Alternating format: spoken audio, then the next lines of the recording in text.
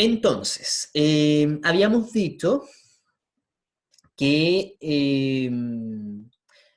previamente tal, ninguna relación laboral, ningún tipo de contrato puede contener actos discriminatorios, ya sea por nacionalidad, opinión política, religión, sexo, género, etcétera. Entonces, y debo confesar que yo también lo he hecho, lo siento, cuando uno hace entrevistas laborales y va a contratar gente, suele hacer preguntas que no corresponden previamente tal, pero no se pueden hacer por escrito. Aquí quiero que se pongan en el lugar del empleador, olvídense que son trabajadores, o que ustedes están postulando un trabajo, véanlo desde el punto de vista del empleador. Lo que nos dice un poco es, o esto es lo que sucede en la vida real. Yo quiero contratar a personas. Entonces le voy a preguntar a una persona que está postulando, vamos a imaginar que se llama Natalia. Oye Natalia, ya me gustó mucho la actitud de Natalia, tiene un buen currículum, perfecto. Entonces al final yo simpáticamente lo que empiezo a hacer es preguntarle, oye Natalia, ¿y de dónde eres tú? Ah, vives en Santiago Centro, súper. O sea, vives cerquita, sí, ah, maravilloso. ¿Y con quién vives tú? Ah, vives con tu pareja, súper. ¿Cuánto tiempo llevan juntos? Ay, qué entretenido. ¿Y tú ya eres profesional? Sí, me imagino, ya estás casada. Ah, ya. Uno haciéndose el simpático, todo. Y en realidad, ¿qué es lo que yo quiero saber?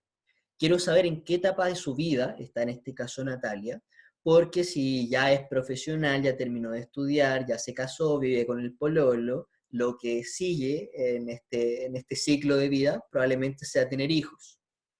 Eso significa licencias, eso significa un costo.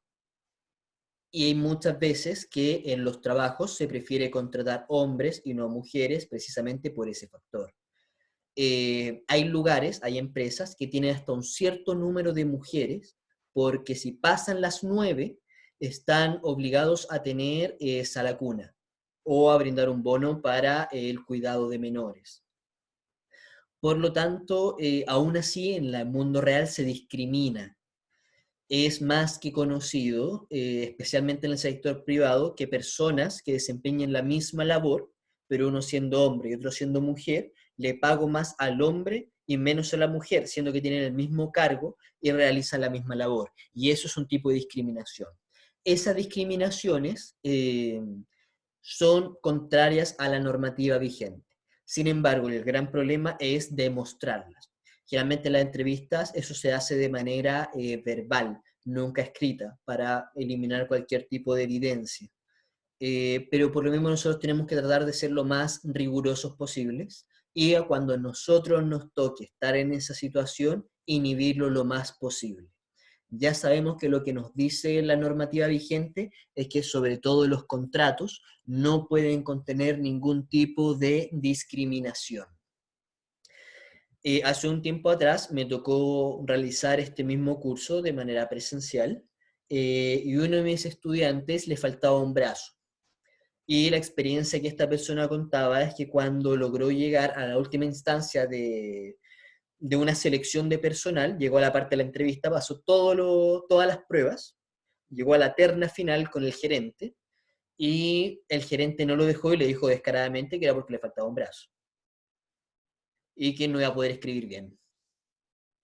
Y eso es discriminación. Pero por supuesto que él pueda, en este caso, mi exalumno, que pueda demostrar eso ante un tribunal laboral es complejo, los medios de verificación. Por eso es que nos interesa que todo siempre quede un registro, y eso siempre se lo planteo a mis estudiantes. Cuando a mí me piden una instrucción, que yo sé que a lo mejor vulnera un poco la normativa, cuando me hacen cualquier tipo de solicitud, todo tiene que ser con respaldo escrito. Una llamada telefónica o el WhatsApp no me sirve. Tiene que ser un correo electrónico, ojalá institucional. Y si a mí me dan una instrucción por teléfono, yo estoy dubitativo sobre la legalidad o si debo o no debo hacerlo, lo que hago es reenviar el correo a la jefatura correspondiente e indicar con estas palabras. Según la instrucción indicada el día de hoy, vía telefónica, procedo a realizar bla, bla, bla, bla, bla, según sus propias indicaciones. Y así yo siempre tengo que tener un respaldo de las cosas que estoy desarrollando. todo siempre tiene que ser respaldado, especialmente nosotros que trabajamos con personas y somos administradores. Es algo que tenemos que tener bien interiorizado. Una vez dicho esto, vamos a hablar previamente tal sobre ciertas bases generales que tiene un contrato de trabajo, ya sea a plazo fijo o a plazo indefinido. Lo primero que tengo, la primera característica que tengo de los contratos en común, es que la ley me otorga 15 días para yo realizarle el contrato al trabajador una vez éste se ha incorporado al mundo laboral. Es decir, desde el Profesor, día 1 que comenzó a trabajar con nosotros, la ley me entrega 15 días para yo poder realizarle el contrato. ¿Ibas a consultar algo? sí, la consulta que tengo, cuando, por ejemplo, están en la entrevista y le preguntan si tienen alguna enfermedad o algo así, es por un motivo, y eso es por un motivo de discriminación, si la enfermedad le va a permitir trabajar o no. En el sector público existe una razón de término de contrato que se llama salud incompatible con el cargo.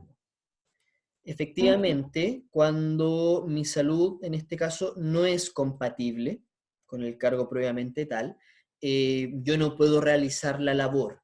Si efectivamente estoy postulando a un trabajo donde se requiere, por ejemplo, cierta fuerza física, estoy postulando un cargo de bodega, y en realidad yo Ya. tengo problemas en la espalda y no puedo levantar peso. Mi salud es incompatible con el cargo al que estoy postulando, efectivamente. Ahora, Pero, ese tipo de preguntas tiene que estar ligada al cargo que se está desarrollando. Y en este ya. caso tiene que ser, como siempre, por un respaldo por escrito. ¿Ya? Yo la Eh, verdad, yo omito información, o sea, ¿qué pasa en ese caso? Porque yo tengo la enfermedad de epilepsia, ¿ya?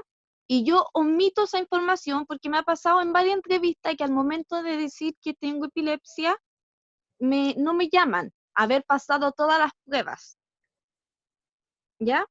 bueno, en ese Entonces, caso, claramente, el empleador igual te puede denunciar, en este caso, porque al momento que él formalmente, por escrito, si es que lo hizo por escrito, te preguntó si tenías alguna enfermedad que impidiera que tú desarrollaras las labores respectivas en el trabajo, y tú omitiste o mentiste, eh, estás faltando a la probidad en este caso que se solicita al ya. sector público. Y Pero en efectivamente el se caso de puede que llevar una sanción. pero en el caso de que ni siquiera me lo han consultado, me lo han preguntado y yo no he dicho, Si te lo ahí no hay preguntan nada. verbalmente, no lo digas. Esa es mi recomendación. Si le preguntan con quién vive usted, aunque viva con su pololo, eso no es Mm, asunto del empleador. Y yo digo, vivo solo, vivo con mis padres, vivo... O simplemente, como estas preguntas se hacen de manera coloquial, no puedo responder de forma desagradable, porque es una entrevista de trabajo. Tengo que parecer una persona simpática. Se no puedo decir qué te importa, no me preguntes eso.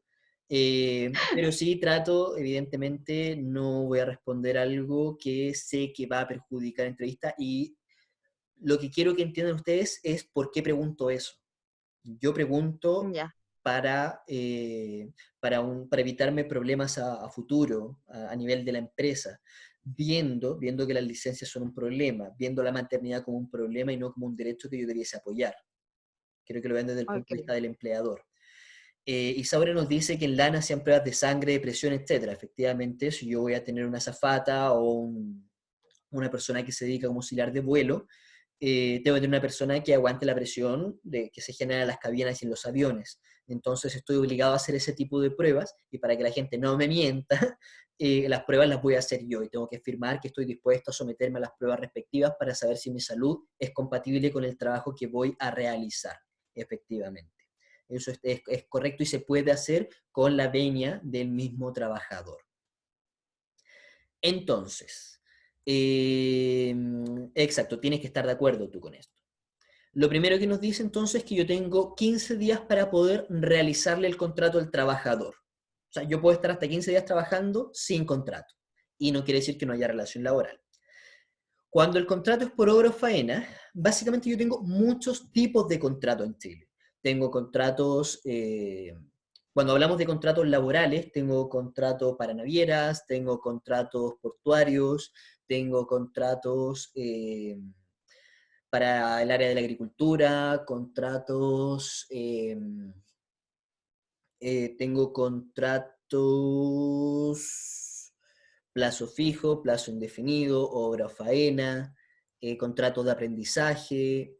Tengo más o menos más de 30 tipos de contratos para diferentes labores, ¿ya? Que se realizan. Imaginen ustedes que una persona que trabaja embarcado, que trabaja en un navío, evidentemente tiene que tener un tipo de contrato distinto a una persona que trabaja de lunes a viernes y se va a dormir a su casa, a una persona que duerme en un barco o que va a estar fuera 2 meses de su casa. Por lo tanto, vamos a nosotros a hablar de los contratos que son más genéricos. En este caso, vamos a hablar de contrato a plazo fijo, contrato a plazo indefinido y contrato por obra o faena. Los contratos por obra o faena o contrato a plazo fijo indefinido que duren menos de 30 días, es decir, cualquier tipo de contrato faena, o un contrato a plazo fijo indefinido que dure menos de 30 días, el empleador va a tener un tiempo máximo de 5 días para poder escriturar el contrato, para poder hacerlo. Solamente 5 días. Evidentemente, si un contrato dura 30 días, hacérselo al día 15, a la mitad del mes, sería insensato. Por eso la ley nos dice, bueno, si el contrato se lo va a hacer por tan poquito tiempo, tiene que firmarlo antes de los 5 días. Y los contratos por obra y faena, el contrato propiamente tal no tiene fecha de término. Lo que tiene fecha de término es la obra o faena. Por ejemplo, ustedes han ido a estas plazas o cuando van caminando por la calle y dice, esta obra comenzó el 10 de mayo de 2010 y termina el 10 de mayo de 2014 y estamos en 2020 y siguen trabajando. Ya. Sí. Eso pasa porque el contrato no se termina, no tiene una fecha de término, sino que se termina cuando terminan de hacer la construcción, de hacer la obra. A eso se refieren los contratos por obra o faena. Después vamos a hablar un poquito más de ellos. Entonces, por estos dos tipos de contratos tengo solamente 5 días. El empleador en este caso debe mantener un ejemplar del contrato en el lugar de trabajo. Siempre son por lo menos 2 copias, una para el empleador y otra para el trabajador. Y en caso de que yo no trabaje en el lugar donde se desarrolla, donde está el empleador, en ese lugar físico tienen que mantener una copia del contrato. Por ejemplo, yo, Luis Vergara, trabajo para la Corporación Municipal de Castro, que depende del municipio. Trabajo para una corporación. Pero mi lugar físico no es la corporación, sino que es un establecimiento educacional. Entonces mi contrato tiene 3 copias. Una que está en la corporación, que es donde está mi empleador. Otro contrato está en el liceo, donde yo trabajo. Y la otra copia está en mis manos. Pero eso es porque yo no me desenvuelvo en la corporación, sino que en otro espacio físico. Y por último, lo que nos mencionan ahí es que, bueno, antes de ir al último punto, perdón que te había partido por eso, vamos a definir qué es un contrato de trabajo. Un contrato es un acuerdo bilateral, así de simple. Un contrato a secas, cualquier tipo de contrato es un acuerdo bilateral, es decir, un acuerdo entre 2 partes. La única excepción a esto, ¿cuál se le ocurre que es el único contrato que se firma por una sola parte? ¿Qué contrato existe que sea unipersonal? Es pregunta de prueba, ¿eh? No, mentira. ¿Nadie? Ya. El único contrato que tenemos que es unipersonal son los testamentos. Lo hago yo y lo firmo yo mismo. Todo el resto de los contratos son para 2 o más personas. Entonces, el contrato de trabajo va a ser un acuerdo entre 2 partes. Le estoy dictando por si acaso. Qué entretenido esto, dictar por web. Entonces, un contrato de trabajo es un acuerdo entre 2 partes, Un contrato de trabajo. claro, es un acuerdo Se lo voy a ir escribiendo acá. Un contrato de trabajo es un acuerdo entre dos partes. Por un lado, un trabajador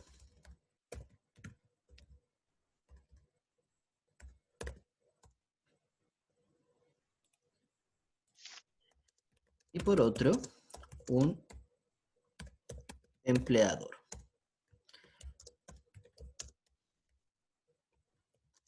El primero se obliga a una relación.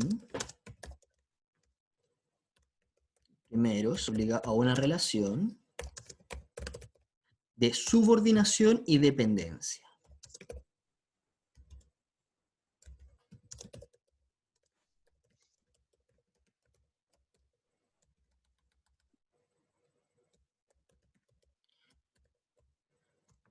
A cambio de una remuneración.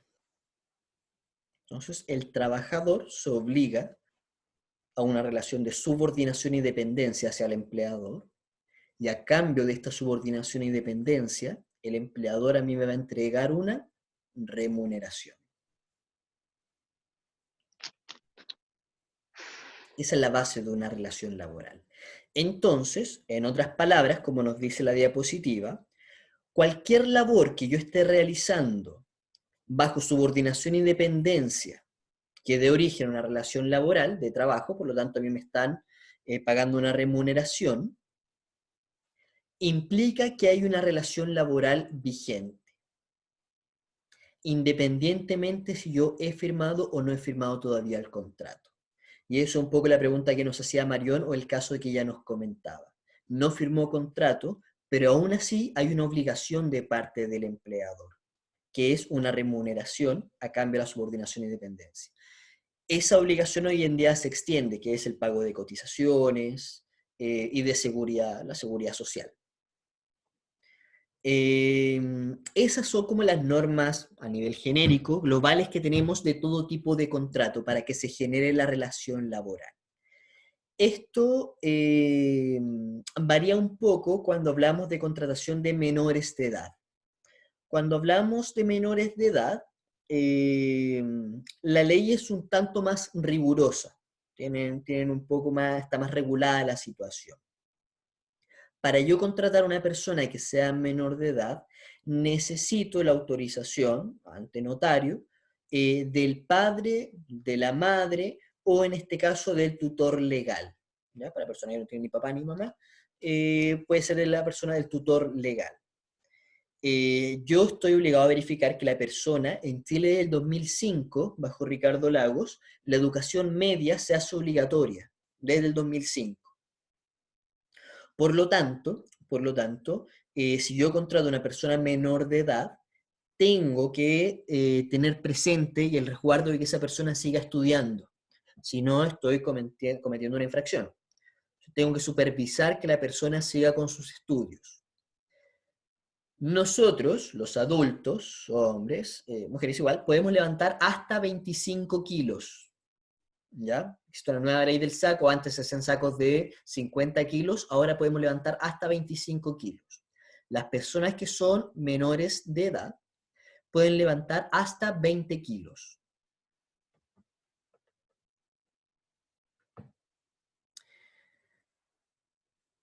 Y en este caso, a las personas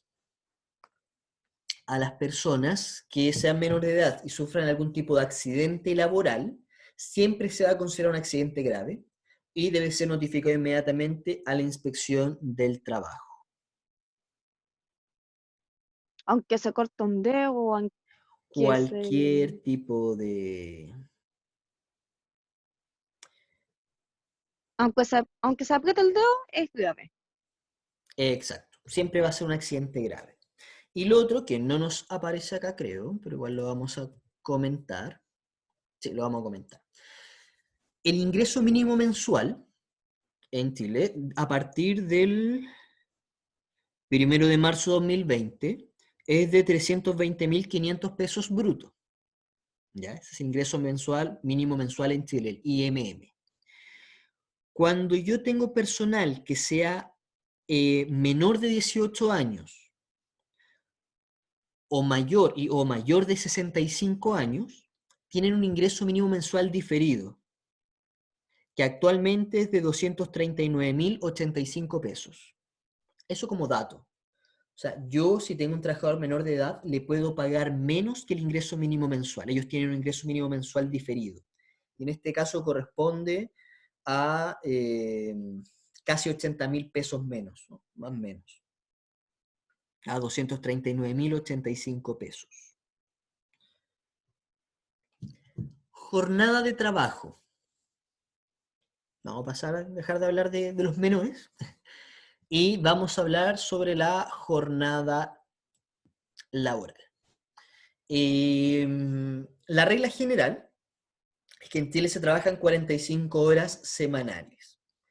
La excepción, en este caso, está detallada en el artículo 22, inciso segundo del Código del Trabajo. Los incisos son los párrafos, ¿ya?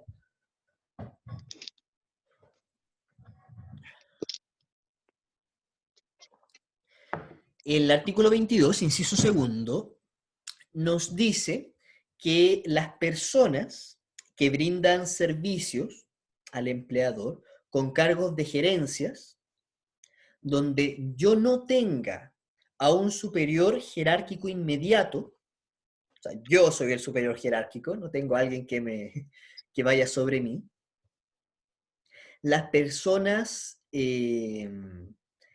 que son, en este caso, que nos brindan un servicio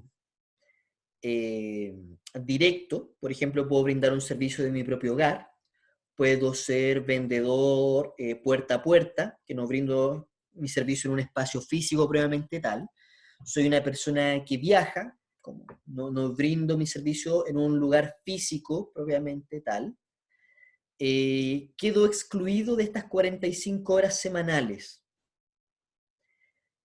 Y yo inhibo en cierta forma el horario, no tengo un horario semanal. Entonces no tengo que marcar en este caso. Hay muchas personas, la mayoría de los gerentes, si ustedes se fijan, llegan a cualquier hora y se van a cualquier hora. Y eso es porque efectivamente por contrato, cuando yo los contrato por artículo 22, no les tengo un horario, sino que su trabajo es que se cumpla el objetivo, la meta. Entonces va a pasar mucho que estas personas a veces están más del tiempo normal en el trabajo, están 10 horas metidos ahí, 11 horas metidos ahí, 12 horas metidos en el trabajo, y no se les paga hora extra, porque ellos no tienen un horario. Lo que sucede en la realidad es que los empleadores muchas veces contratan por artículo 22 y aún así los obligan a marcar. Y eso no corresponde. No te pueden obligar a marcar si tú estás por artículo 22. Ahora, el artículo 22 suele ser bastante polémico, genera bastantes discrepancias y hay varios dictámenes de la Inspección del Trabajo con respecto a este artículo, porque efectivamente hay personas que las obligan a marcar. Y si a mí me obligan a marcar y estoy contratado por el artículo 22, también están obligados a pagarme horas extras. ¿Captan la idea? El artículo 22 se crea para personas que yo no les puedo poner un horario. El gerente, la persona que tiene mayor responsabilidad en la empresa, muchas veces es la persona que abre la empresa y también es la persona que cierra la empresa. O sea, el primero en llegar y el último en irse. Cuando hay una emergencia a las 2 de la mañana y yo soy el gerente general, vamos a suponer que yo trabajo para una eléctrica, por ejemplo, y sucedió algo. Hubo un desperfecto y me llaman a las 4 de la mañana y me dicen, jefe, hubo un desperfecto. ¿Qué es lo que tengo que hacer yo? Puedo decir, no estoy en horario laboral, resuélvanlo ustedes, lo vemos mañana, no importa, que se queme la fábrica por mientras. No, porque si yo estoy contratado por el artículo 22, efectivamente estoy contratado para cumplir con ciertos metas y objetivos. Y Yo da lo tengo un mismo amigo cuánto tiempo trabaje, mientras se cumplan esos objetivos y metas. ¿Sí, Francisca? Yo tengo un amigo que está contratado bajo ese artículo y me dice que es administrativo, ese tipo de contrato. La ley no lo especifica, no especifica, no necesariamente tiene que ser administrativo. Lo que nos dice son solamente para personas que no tienen un supervisor jerárquico igual. Los administradores, Angélica, efectivamente cuando yo estoy a cargo de algo, de un local, de una sucursal, etcétera, pregunto, bueno, ¿quién es mi supervisor directo? ¿Mi supervisor directo está ahí conmigo? No. ¿El gerente para quién trabaja? Bueno, para los dueños están ahí. No, el dueño es una empresa y la empresa es una persona ficticia. Entonces, ese tipo de personas son las que por ley no están obligadas a tener un horario fijo. Entonces, yo los puedo contratar por artículo 22. Efectivamente, las personas que suelen tener cargos jerárquicos altos, los gerentes, subgerentes, administradores, etcétera, suelen estar todos contratados por artículo 22, efectivamente. Y eso es un ahorro para la empresa, porque suelo hacer que estas personas trabajen más de las 45 horas a la semana. Y como su valor hora es muy caro, su sueldo es muy alto, me evito pagar las horas extras. Muchas empresas lo hacen por eso. ¿Queda alguna duda con respecto al 22? No, bueno, por mi parte. Yo me imagino igual se debe haber escuchado alguna vez, porque es bastante común, en realidad, que tengamos este tipo de Sí, contratos. yo lo he escuchado bastante. Sí. Bien, ¿qué más? Em, Las personas, por lo general, tenemos una jornada ordinaria de trabajo. La jornada ordinaria de trabajo, que está definida en el Código del Trabajo, es de 45 horas a la semana. Y todos los cálculos, el ingreso mínimo mensual, por ejemplo, está sacado por una hora ordinaria. O sea, las personas que ganan 320.500 pesos mensuales bruto son las personas que trabajan 45 horas a la semana. Eso es lo mínimo que puede ganar una persona que trabaje 45 horas a la semana en Chile. ¿Qué pasa si yo trabajo 30 horas? ¿Igual gano los 320.500? No, ¿Que es lo mínimo que puede ganar alguien en Chile? Bueno, efectivamente gano menos que el mínimo, pero tenemos que sacar una proporción. Si 320 son por 45 horas, por 30 será unas 250, por decir algo, ¿no? No he sacado la cuenta. Pero se tiene que sacar una proporción, ¿ya? No puedo pagarlo al azar. En este caso, yo como máximo dijimos que puedo trabajar 45 horas a la semana y esto tiene que ser distribuido en como máximo 6 días y como mínimo 5 días. Es decir, si yo trabajo una jornada ordinaria, lo máximo que puedo estar en el lugar son 6 días. No puedo trabajar 7 días a la semana. Tienen que ser 6 máximo. Y mínimo 5. Y la jornada diaria máxima no puede exceder de las 10 horas.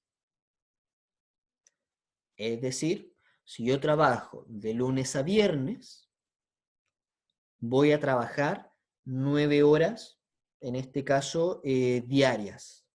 La hora de colación, eh, la hora de colación no está incluida dentro de la jornada y el horario laboral.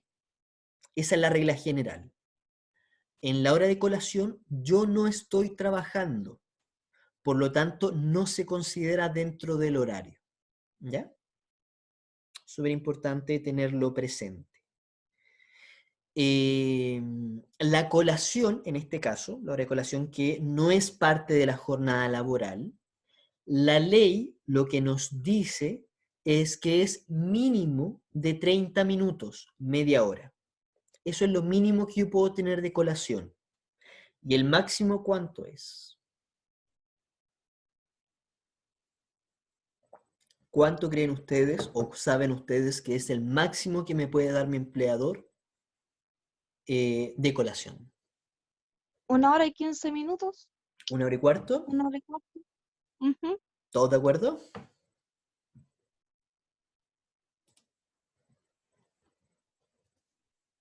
Dos horas, dicen ahí. 45 minutos. 1 hora. Hay alguien sacó la cuenta. 213.000. Depende del empleador. Ya, todos mal. Todas tienen un 1 en esta pregunta. La jornada máxima que yo puedo trabajar en Chile no está determinada. Si uno busca en el Código del Trabajo no aparece. Lo que nos han dicho los dictámenes de la Inspección del Trabajo, que son obligatorios, es que el tiempo máximo de colación tiene que ser 1 hora prudente.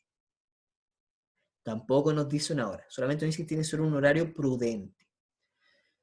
Y que tiene que ser de común acuerdo entre el empleador y el trabajador. Si el trabajador considera que la hora no es prudente, debe hacer la denuncia hasta la inspección del trabajo. Como nos dice Isaura, plop. Les voy a contar una experiencia. Cuando yo era joven, trabajaba de promotor en Santiago, cuando estaba en el colegio y en la universidad. Entonces, Jumbo lo que hacía con sus promotores, como Jumbo tenía un horario extenso al ser supermercado, y para no pagarle a 2 trabajadores, lo que hacía era hacer que uno llegara en la mañana, te daba colación más o menos a la 1:30 de la tarde, y después te hacía volver a las 5 de la tarde, te daba como 3 o 4 horas de colación, y así tú volvías a trabajar hasta el cierre. O sea, tú abrías y cerrabas en el Jumbo. Y eso lo hacían para evitar contratar a un trabajador en la mañana y en la tarde. O sea, te hacían estar todo el día en el trabajo, pero te daban una colación que no era parte de la jornada de 4 horas. ¿Eso les parece un tiempo prudente para comer? ¿4 horas? Bueno, lo que dijo la inspección es que era más que prudente 4 horas para comer. Básicamente me estaban cortando el turno y me hacían estar todo el día en el trabajo o cerca del trabajo. Y efectivamente dijo que eso no era prudente. La inspección es la que decide que es prudente y que no, viendo caso a caso.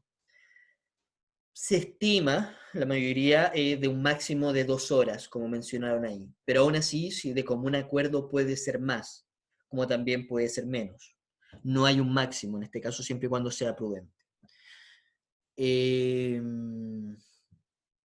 Efectivamente, como dice Marisol, se perdía todo el día y ningún trabajador está de acuerdo en tener un horario de 4 horas de colación. Entonces, ahí es cuando la inspección empezó a decir que eso no era un tiempo prudente y que debían cambiarlo. También lo que nos dice la ley es que la hora de colación tiene que ser al medio de la jornada. No me la puedo tomar 1 hora antes de irme, ni 1 hora cuando recién llego, sino que tiene que estar estandarizada al medio de la jornada. Y en este caso es obligatoria y es deber del empleador cerciorarse que el trabajador se tome la hora correspondiente de colación. En caso que yo no me tome la colación y llegue la inspección del trabajo, no me va a multar a mí como trabajador, va a multar al empleador. ¿Sí, Saura?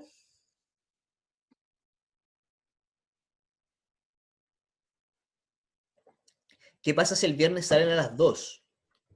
Bueno, yo tengo una jornada máxima de 2 horas, efectivamente, y a las 2 de la tarde yo puedo inhibir la hora de colación. Acuérdense que la hora de colación no está a cargo del empleador, sino que se financia por mí como trabajador. Por lo tanto, si salgo a las 2 de la tarde y entré a las 9, 8 de la mañana, puede ser que no tenga horario de colación, perfectamente. No hay problema con eso. Se subentiende que siempre estamos hablando de jornadas de 45 horas a la semana, donde yo estoy más o menos 10 horas dentro del lugar de trabajo.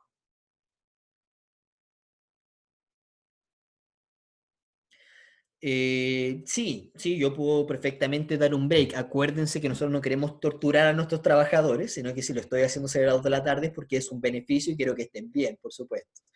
Entonces son cosas que se van conversando. acuérdense cuando definimos contrato dijimos que es un acuerdo entre dos partes. Se subentiende que todo esto es de común acuerdo entre el trabajador y el empleador. Aún así, el Código del Trabajo, cuando uno lo lee, se van a percatar de que no habla de los beneficios del trabajador, o sea, perdón, del empleador. No habla de los derechos del empleador ni de la empresa.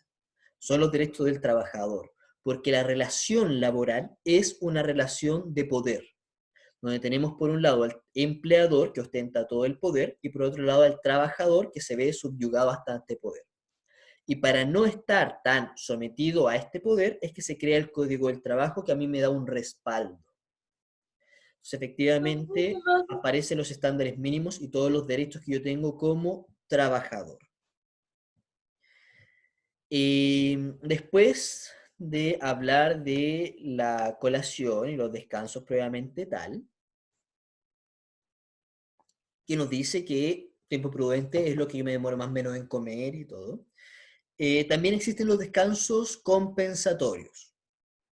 Es decir, que un trabajador que nos esté brindando algún servicio eh, durante, por ejemplo, un domingo, ¿ya?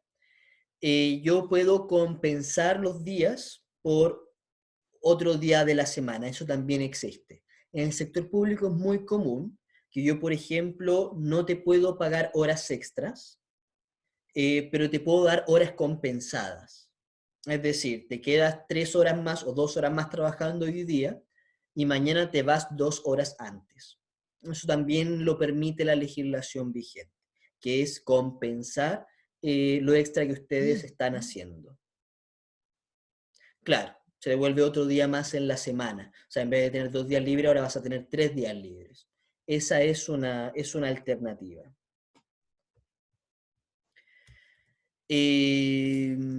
Descanso los días domingos y festivos. Cuando yo trabajo, tenemos ciertos feriados que son irrenunciables. Tenemos el 1 de mayo, el 18 y 19 de septiembre. También tenemos el 25 de diciembre y el 1 de enero. ¿Ya? En este caso, bueno, el 25 y el 1 tiene un horario diferenciado.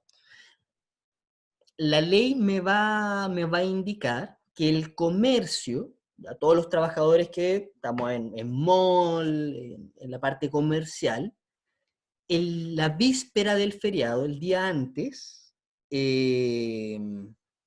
tenemos que cerrar a más tardar a las 21 horas. Lo vamos a ver con más detalle a la vuelta del recreo porque nos estamos quedando sin tiempo. Son las 19:32, volvemos a las 19:42 y ahí seguimos hablando sobre los descansos en vísperas de feriado, los horarios de salida del trabajo. ¿Ya? Nos vemos en 10 minutitos.